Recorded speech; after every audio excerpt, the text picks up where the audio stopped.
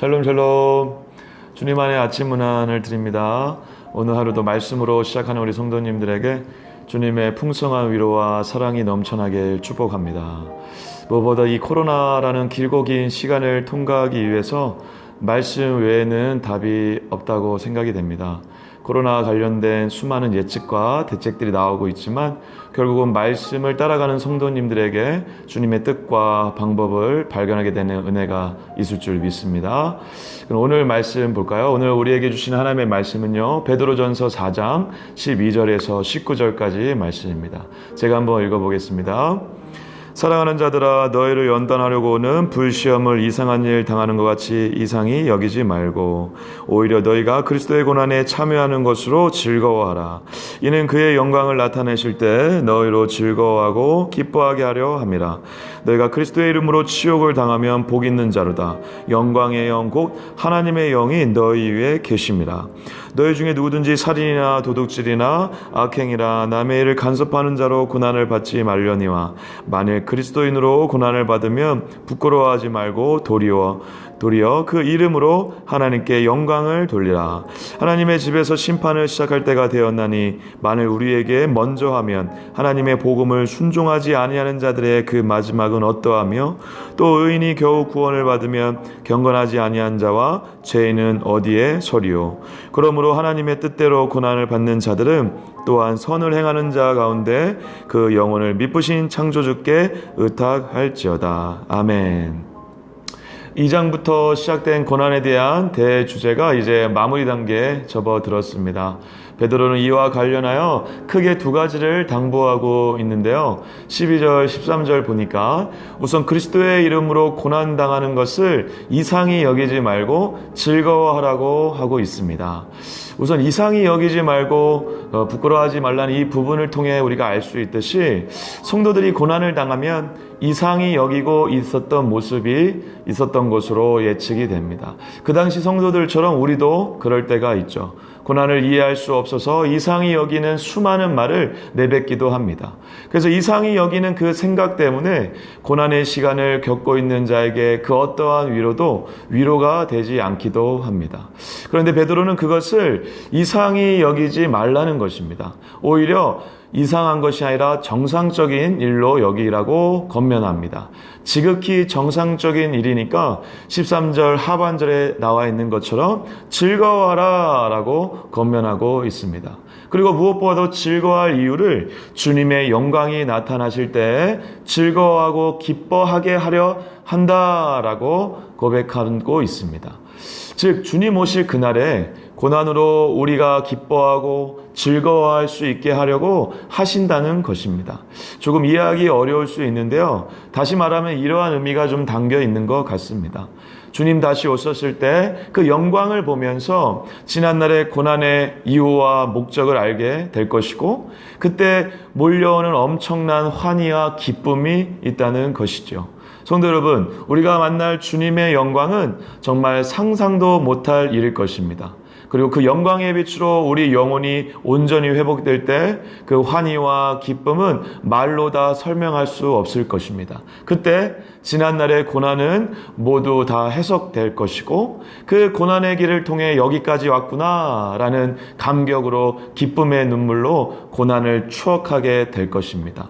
그런 경험들이 아마 한 번쯤 있으실 텐데요. 저도 정말 길고 긴 터널의 시간을 겪을 때 예수님의 이름을 붙잡고 믿음으로 고백하는 그 시간에 오히려 너무 길고 긴 터널이 계속되면서 저도 모르게 불평과 불만들이 나왔던 시절이 있었습니다.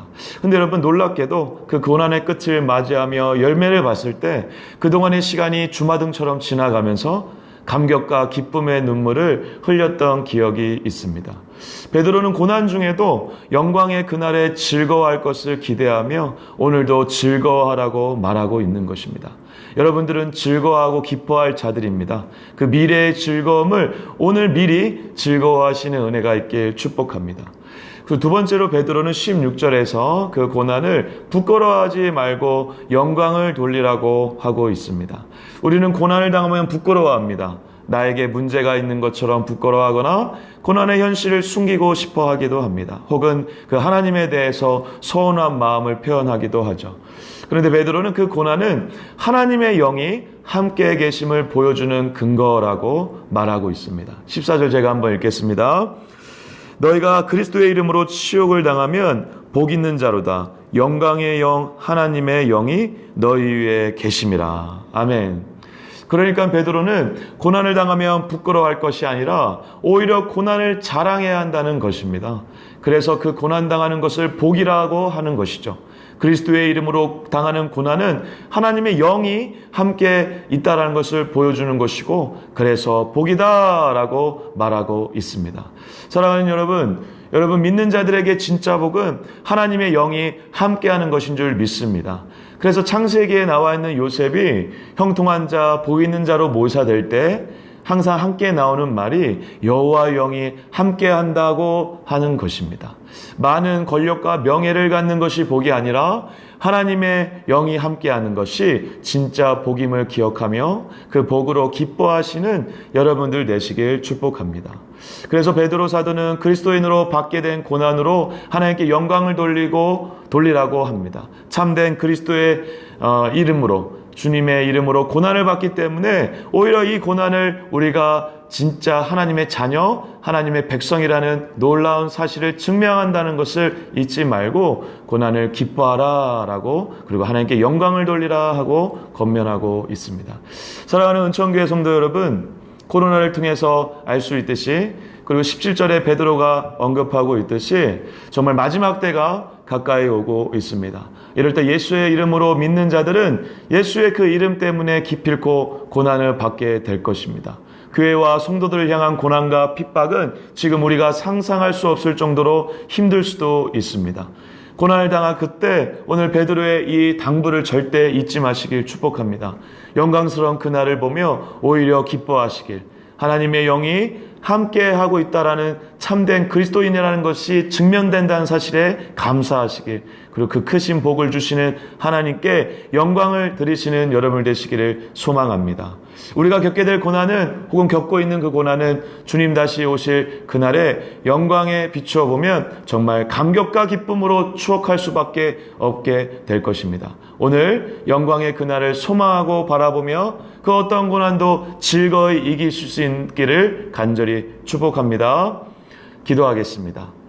사랑해 주님, 그렇습니다. 우리의 인생 가운데 언제 어떻게 이 예수의 이름으로 받게 될 고난이 찾아올지 모르겠지만, 혹은 지금 그 고난을 당하고 있을지 모르겠지만, 우리가 그 고난의 길 가운데 하나님의 영광의 자녀이고 하나님의 백성이라는 것이 증명된다는 것이, 그리고 하나님의 영이 함께한다는 것이 얼마나 놀라운 사실인지를 우리가 기억하며 오히려 기뻐하고 감사하고 하나님께 영광을 드릴 수 있는 자들 될 수 있도록 하나님 붙잡아 주시옵소서. 주님 다시 오실 그날 그 영광의 빛을 만났을 때 이 모든 고난은 추억이 되고 오히려 기쁨과 감격의 눈물의 씨앗이 될 줄 믿습니다.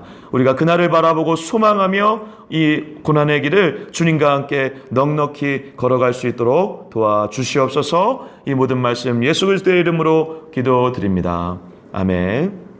오늘 말씀을 묵상하시며 주님 다시 오실 영광의 날을 상상하시면서 고난의 길을 걸어가시면 어떨까 싶습니다. 그래서 오늘 찬양, 주님 다시 오실 때까지 찬양하시고 이 찬양과 함께 이 길을 걸어가시길 바랍니다. 한 명도 낙오되지 말고 끝까지 함께 갑시다. 샬롬.